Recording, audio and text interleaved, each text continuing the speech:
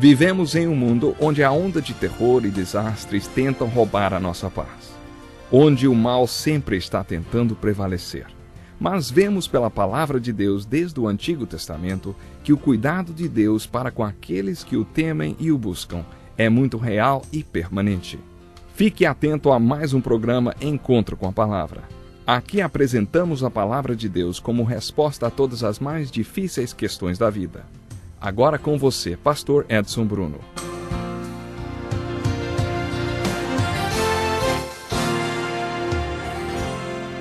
Seja muito bem-vindo a mais um Encontro com a Palavra. Esse é um programa de estudo de toda a Bíblia, do Gênesis ao Apocalipse.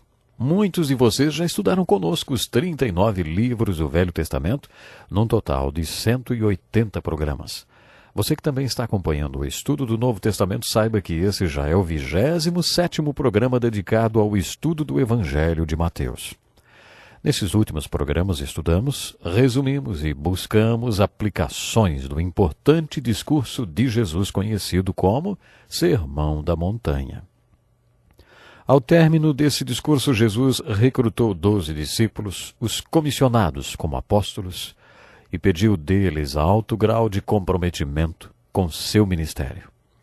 Depois ele comissionou esses 12 apóstolos para irem ao mundo e fazerem discípulos. No Evangelho de Lucas, lemos que eles foram enviados como ovelhas no meio de lobos. Jesus estava dizendo aos apóstolos que quando eles saíssem representando o seu nome, o mundo não os receberia bem. Jesus pediu deles um alto nível de comprometimento, porque ele sabia que todos aqueles discípulos morreriam por causa do seu nome. E se eles não tivessem esse alto grau de comprometimento, eles não iriam durar muito tempo. Jesus sabia o que eles teriam que enfrentar por causa dele. Jesus instruiu seus apóstolos a serem criteriosos nos seus ministérios e para não jogarem pérolas aos porcos. Quando entrassem numa casa levando dentro de si o Espírito Santo e o seu poder e carisma, não deveriam ministrar esse carisma para qualquer um, não importando como tinham sido recebidos. Se houvesse fome espiritual e boa receptividade, então eles deveriam orar pela paz e pelo poder do Espírito Santo sobre aquela casa. No entanto, se não houvesse uma boa resposta, eles deveriam sacudir o pó de suas sandálias e continuar em outra casa. No livro de Atos, observamos que a primeira igreja plantada na Europa pelo apóstolo Paulo começou na casa de uma mulher vendedora de púrpuras chamada Lídia. Provavelmente ela vendia púrpuras para pessoas da realeza. Talvez fosse até uma costureira para a família real. Paulo pretendia ir para a Ásia, mas o Espírito o advertiu a ir para a Europa e não para a Ásia. Hoje há centenas de catedrais na Europa, mas a primeira casa de adoração surgiu exatamente na casa de uma mulher. Enquanto Paulo pregava junto a um rio, numa reunião, Deus abriu o coração de Lídia e ela acabou abrindo a casa também. Lídia achava que era uma honra e um privilégio ter Paulo ensinando a palavra de Deus em sua casa. Foi assim que surgiu a primeira igreja na Europa. No comissionamento dos apóstolos, Jesus ensinou por meio de uma metáfora e disse que eles eram como uma substância dentro de um vaso. Imagine um copo quase cheio de água. A água representa a sua vida. Todos nós temos vida dentro de vasos terrenos. Jesus falou 4 coisas a respeito da vida que existe dentro dos vasos terrenos. Primeiro, Jesus disse que não podemos controlar o tempo de nossa vida. Temos um número certo de anos para viver e não temos como impedir que, num determinado momento, essa vida saia desse vaso terreno. Em segundo lugar, Jesus disse aos apóstolos que você pode ter certo controle sobre como o vaso perde o seu conteúdo, sobre como a vida é drenada para fora do vaso. No Velho Testamento, em 2 Samuel 14:14, a gente lê o seguinte: que teremos que morrer um dia. É tão certo como não se pode recolher a água que se espalhou pela terra. Lamento por aqueles que tenham 89, 91 anos e ainda estão procurando o propósito e o significado da vida. A vida passou e eles não podem mais voltar atrás. Quando Jesus comissionou os apóstolos, ele disse que você pode optar por isso, por simplesmente ver sua vida passar, sem um objetivo, sem poder reavê-la novamente. Jesus continuou dizendo que havia outra opção. Você pode usar sua vida erroneamente. Esse foi o pecado de Esaú, que vendeu seu direito de primogênito em troca de um prato de sopa. Há muitas pessoas que investem suas vidas na empresa, por exemplo. Muitas empresas não se importam com a vida familiar de seus executivos e funcionários e exigem dedicação completa ao serviço. Muitos jovens entregam-se assim ao trabalho. Jesus afirma que essa é uma das suas opções. Você pode deliberadamente colocar toda a sua vida num propósito errado. Esse é o chamado pecado de Esaú.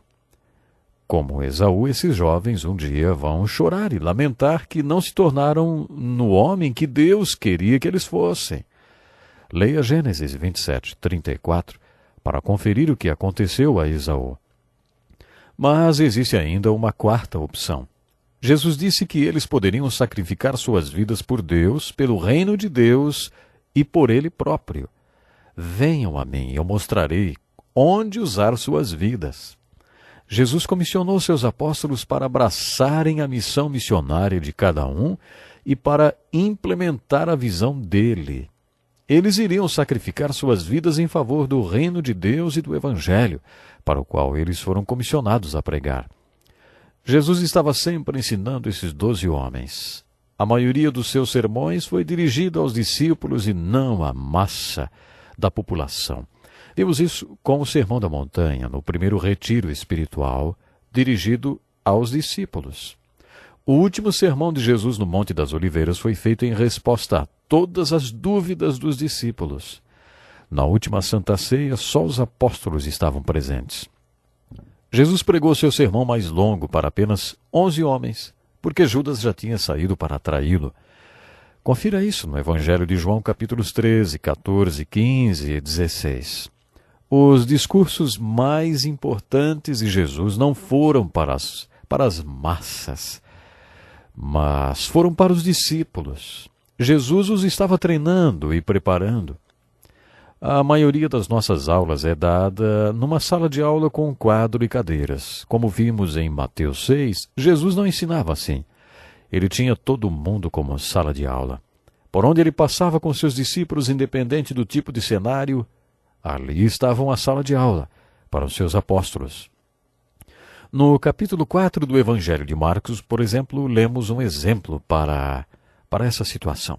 Jesus mandou que os apóstolos atravessassem o mar da Galileia, de mais ou menos 10 quilômetros de extensão e uns 6 quilômetros de largura.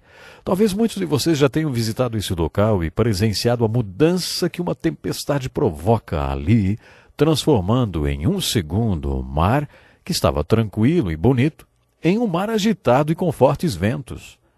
Jesus ordenou que eles atravessassem o mar e os acompanhou na popa do barco, tirando uma soneca. Enquanto eles atravessavam o mar da Galileia, uma dessas tempestades chegou.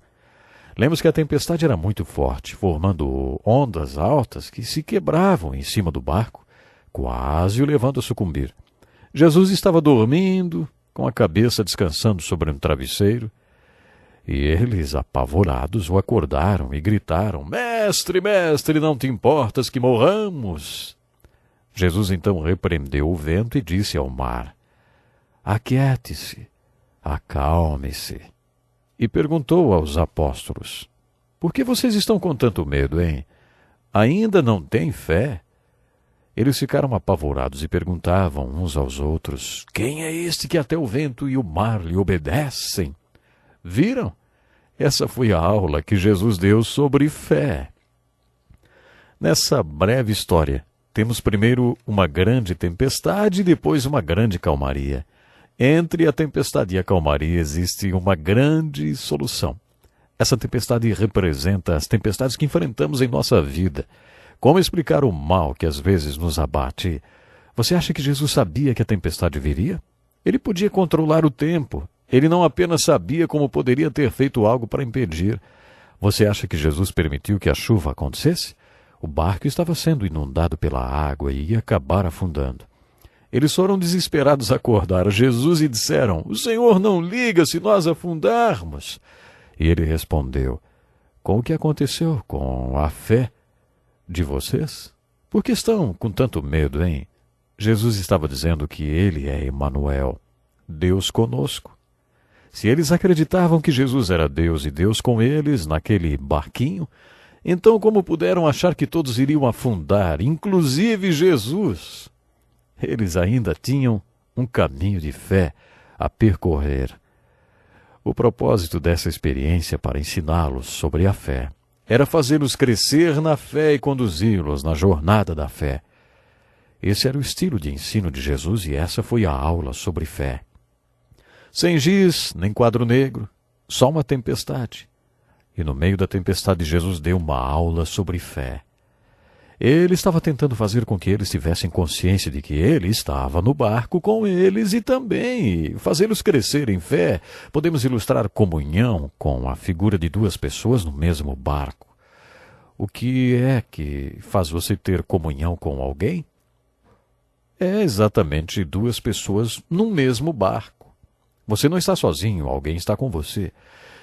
E por isso você conta com alguém que pega no remo, começa a remar e o ajuda. O conceito que pode mudar a sua vida é saber que você pode ter comunhão com Jesus Cristo. Você crê que é possível que Jesus Cristo esteja no mesmo barco com você? Será que faz alguma diferença se Jesus está no barco com você? Claro que sim, faz toda a diferença do mundo. É clara a aplicação que fazemos dessa história. Qual foi a última vez que você passou por uma tempestade? Jesus afirmou que todos passam por tempestades. Você está lembrado do texto de Mateus 7? Sobre as duas casas e a chuva. Uma casa cai com a chuva e a outra fica firme. Todos enfrentam tempestades. A vida é assim. A vida é feita de tempestades.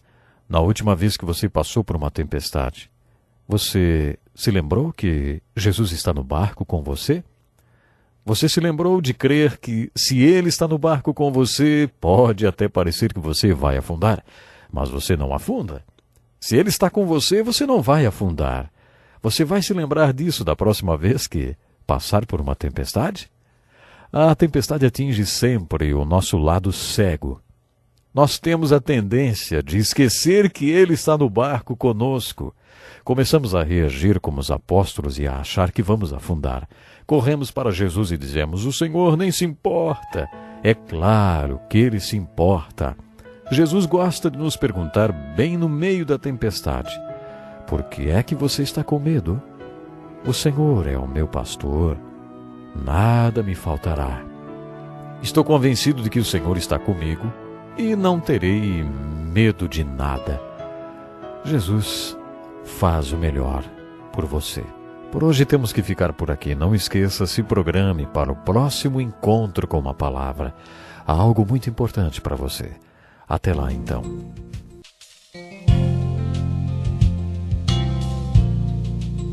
Que lição importantíssima. Obrigado, pastor Edson Bruno. Prezado ouvinte, coloque em prática o que você ouviu aqui. Sem dúvida, sua vida será grandemente abençoada. Este é um estudo escrito pelo Dr. Dick Woodward, na voz do pastor Edson Bruno. Escreva-nos e solicite o material. Nosso endereço é Encontro com a Palavra, Caixa Postal 2011, CEP 89201-970, Joinville, Santa Catarina. Até o nosso próximo encontro com a Palavra.